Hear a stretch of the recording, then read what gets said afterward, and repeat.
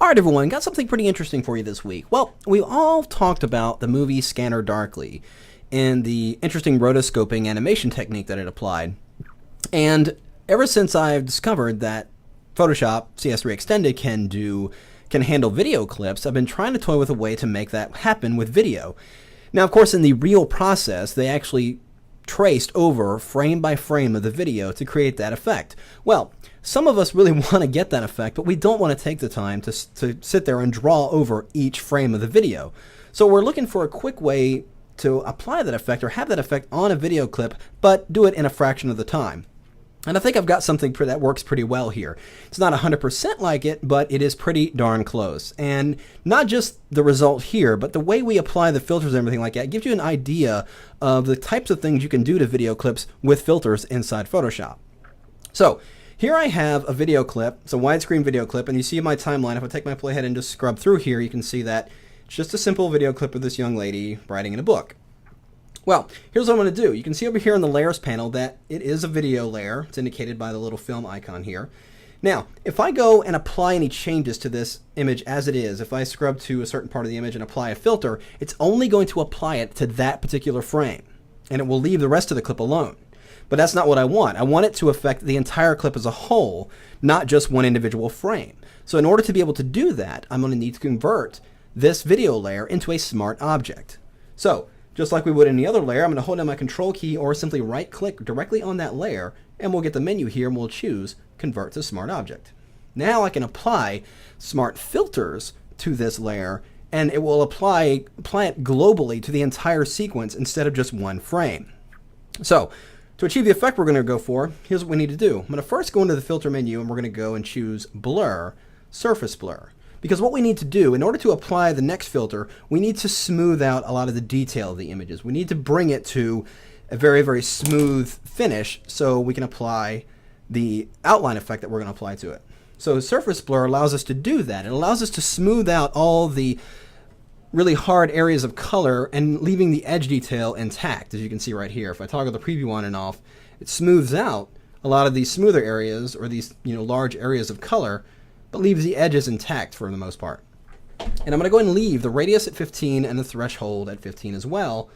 And then we'll go ahead and click OK. And as you can see in the layers panel, it has applied it as a surface blur, which means I can go back in here. If I double click on that surface blur, I can go back in there and modify those settings right where I left off. They're at 15. If I decide I want to go higher or lower, I have that option to do that at any time. But for now, I'm going to go and leave that in place there. So now let's go and apply another filter. I'm going to go under the filter menu and we're going to choose Artistic and we're going to choose Poster Edges. Now you can start to see the sequence is starting to take effect here. And what we're going to do here is I'm going to set the edge thickness all the way up to 10, as you can see right here. And the edge intensity is just that. It determines how dark or how intense you want the black edges to be. So in this case, I think I'm going to keep it around 2. Actually looks pretty good, I think. And we're going to go and leave the posterization at 3. So if I turn off that preview on and off, you can see it's starting to take effect. So I think that looks pretty good. So let's go ahead and hit OK. Now, what I want to do here is actually change the blend mode of that filter that I've just applied. Now, ordinarily, after you apply a filter, you'd go into the Edit menu and you could choose Fade. But since we're working with smart filters, we have a little bit more freedom to play with that. It's this little icon right here next to the poster edges. I'm going to double click on that, and what that's going to do is open up my blending options. Here is where I can change the blend mode and the opacity of that particular filter. It's not the blend mode of the image or the layer, it's the blend mode of the filter itself. And what we're going to do is change the mode to Vivid Light. It'll take a minute to kind of render it out there, but once it takes effect, you can see really kind of heightens the saturation and everything like that. And it's probably a little too blown out, but we're going to take care of that in just a moment. But you can see the effect really starting to take shape. And if I really wanted to, lessen it, I could drop the opacity a little bit.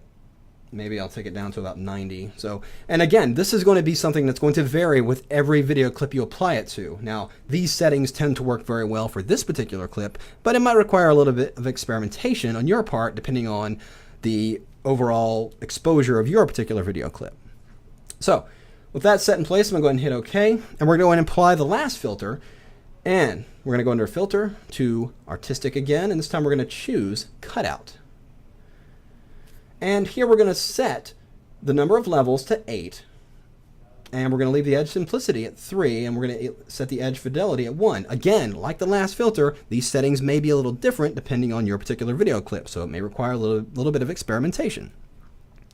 So, those in place, I'm going to go ahead and hit OK, but now we're going to go into the blend options of this particular filter, and this time we're going to change it to hard light. So now you start to see it's really coming together. It's starting to really show me those dark edges, but we're getting that really oversaturated look, so it has a kind of surreal quality about it and everything like that. So go ahead and hit OK. And just so you know, you can see that I've applied these filters in this particular order, but here's the thing. If your video clip requires it, or if you just want to see what kind of result you get, you can rearrange these filters, how they're positioned, and it will affect how it applies it to the image. Because the stacking order affects how the image is affected. You can see when I move these filters around how it's changing. Now, as I said, this particular order here works best for this scenario. But, again, try it yourself, see what kind of different things you come up with, and there you have it. So our effect is mostly done. Let's kind of like take our playhead and toggle through here and see what we've got. So I'm noticing one thing. It looks good. The saturation's there a little bit. In fact, it's probably a little too saturated, especially in the red, and you can see in the neck area right in here. So we're going to fix that with a simple adjustment layer. We're going to apply a hue saturation adjustment layer here. And what we're going to do is isolate the reds. We're going to go into the edit menu here and choose reds. And let's take the saturation down to -25. So if I could toggle the preview on and off, you can see it's made a big difference there. And we'll hit OK. And that pretty much does it. Now, for the sake of time, I've gone ahead and rendered this out as a QuickTime movie, which is what you would do here. You go under File, go to Export, Render Video, and then choose QuickTime Export, QuickTime Movie. You can change the settings here, do all of that, which I've gone ahead and done. Like I said, for the sake of time, let's open it up and have a look at what we've got here. If I hit play, you can see it's playing through. It has that kind of surreal quality to it, a little bit of that rotoscoping, but look at the plus side here. We've done this in just a matter of minutes.